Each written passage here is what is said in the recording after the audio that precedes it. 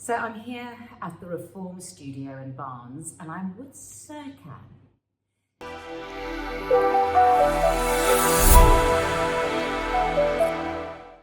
Now Serkan does medical Pilates and I've been working with him on my good old dodgy knees that have been giving me problems for many years because I basically mistreated them. I jogged on hard surfaces, I ran down hills, and I did everything I wasn't meant to. And you know, they've been so sore for so long, and I sort of given up on them. But as you know, I decided to go for Pilates because I heard such wonderful things about Pilates. So Serkan has been tasked with trying to help my knees. So Serkan, I know you specialise in medical type Pilates and injuries. And can you just explain so that people understand, what is it that you do? Like what are you doing with me to help my knees? What is the game plan? Yeah. For example, in your situation, for example, you came here first to knee problems. So, but the knee problem is the result, not the reason. So first I try to identify what is the real problem, the cause pain on your knees. Right. So first I check your feet, the balances between the right and left, and is there any problem, for example, such as stepping in or stepping out, yes, or there's any bunions on your toes. They are all affected the feet out. I have no bunions. Yes, I know. But please don't put it. But I checked. Okay, you checked. Yeah. And I have to say, just to stop you for a moment, I've noticed that feet seem to be very important in Pilates. Yeah, it's definitely, yeah, feet is important not only for Pilates, for everything, because you start the movement from your feet. Right. So if there is a problem with your feet, it's all affected the other joints, knee joint, hip joint, the other upper part of your bodies. Right, so you started with my feet yeah, to check everything was okay. Yeah. And can you explain to people what you've been doing to help my knees? After searching the problem, do you have a problem with feet or not? Then after that, we are searching the muscles around your knee joints. Right. Check the balances between your hip flexors and hip extensors. Right. Are they working properly, or one of them working more than the others? So if one of them is working more than the others, it's also causes problems. And I do have, we discovered that I didn't even know I had, that I actually have, from another injury, that I thought I'd completely recovered from, that I actually have, would you call it stiffness or inflexibility in my left hip that I didn't even know I had? Yeah, yeah. In my assessment, after my assessment, I realized that you cannot engage your left glutes. Right. And I can't engage them at all. Oh, who knew? Who knew? And it's also affected your balances in your body. The right. knee, the hip, the ankle, they're all connected to each other. And because of this weakness, you cannot balance your body while walking, running, whatever right. it is. And Serkan, you have, when I'm working with you, you work on, it feels like a teeny tiny, very specific muscle. Yep.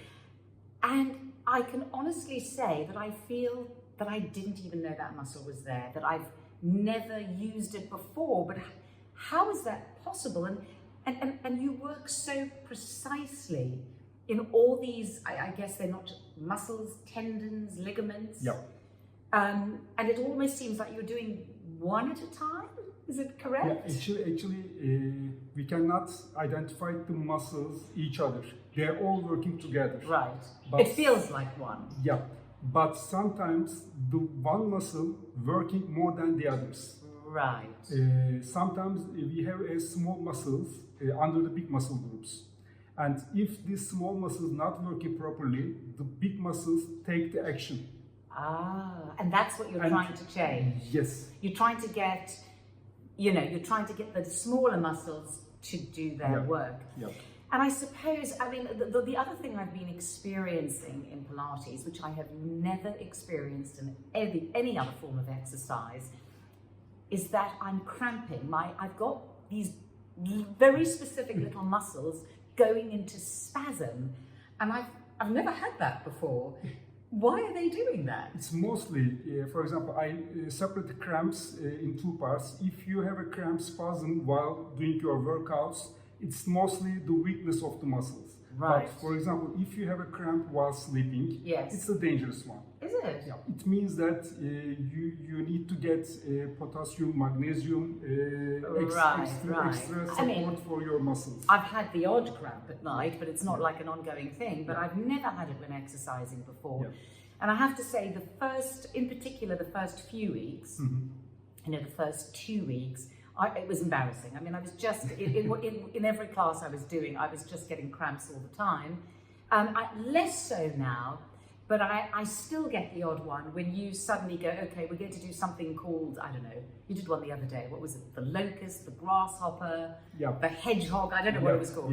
Anyway, and you said it was quite hard. It was a tiny little muscle, it was a tiny little movement, and lo and behold, I got a cramp again. So, okay, so what we'll do is let's do some of those movements. Let's show people some of the movements that you're doing for my legs.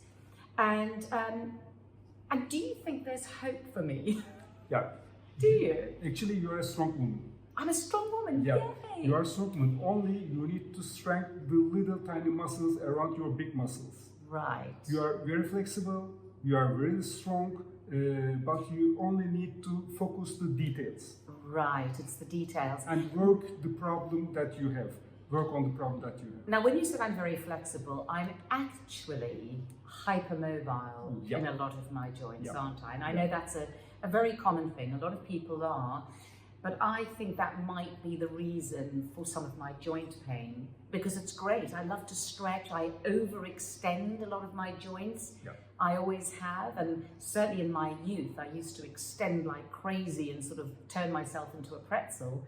And that can't be good for you, can it? Yeah. For example, for hypermobile people, it's not easy to strengthen muscles like the other normal people. Yeah, Right. You are normal. I mean, the not hyper-flexible people. Yes. Because your range is too much. Yes. You need to keep the range a bit down, a bit close, so you can activate, strengthen your muscles properly. Yeah. It's So, and I can feel that. I mean, this does explain a lot. Because, I've always been active. I've gone to the gym, I've done yoga, in my life I've played tennis. When I was little I did ballet, so I've been a very active person my entire life. So it's quite odd for me to begin an exercise where, I just don't have the strength for it. But I think, as you say, I think the key is that all my big muscles are very strong, but for some reason, all the little muscles are completely neglected and weak. Yeah. Very frustrating, but okay. Let's do a little bit of work and show people. Thanks. Keep your knee on it, please. Don't move your knee away from the block. Flex your foot. Slowly lift your heel up, please. Up, as high as you can, and feel the contraction here. And slowly bend your knee and put your heel down. This is very good exercise for strengthening the knee joint, engaging your hip flexors without loading weight on your knee. Slowly lift your heel up again, hold weight stay, and put your heel down. Now, is this working the main big muscle here? Yeah. And when you feel good, comfortable, I create extra tension here, and I want you slowly push my hand towards the ceiling with your leg. Push my hand. Don't push, lift your foot up. Don't lift your knee. Yeah. Push, and slowly down. I'm creating extra tension here, so you feel more weight on your muscles here. Slowly push my hands, hold, and down. One more, please. Push my hands, push, hold weight, and down, and relax. Control your spine, just focus this leg. I want you to slowly lift this leg up and bring it over the block and put it the other side. Up, and down. This is harder than the other one. And again, up and down. Oh, I'm really feeling that here. Yeah. And again, up and put it over the block. Feeling the burn? Yep. And the other side. One more.